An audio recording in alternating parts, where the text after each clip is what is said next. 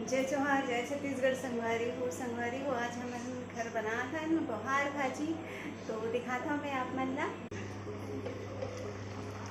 तो संगवारी हो देख सकते हो हमारे घर बना हन हमन हा पोहार भाजी।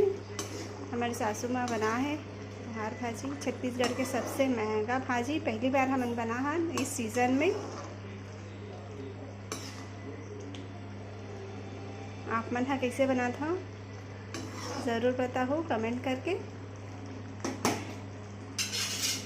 इनमें दाल भी डाले हैं और खट्टा भी डाले, मट्ठा देख सकते हो। कितना अच्छा लगा, देखे से ही पता चला था अच्छा स्वादिष्ट बने हुए हैं। तो संगवारी हो आप मन हाँ इस सीज़न में खा हो कि नहीं खा हो पोहार भाजी ज़रूर बताओ कमेंट करके।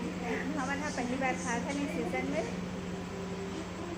अभी खाए भी नहीं, अभी बना है बस मेरी सासू माँ बना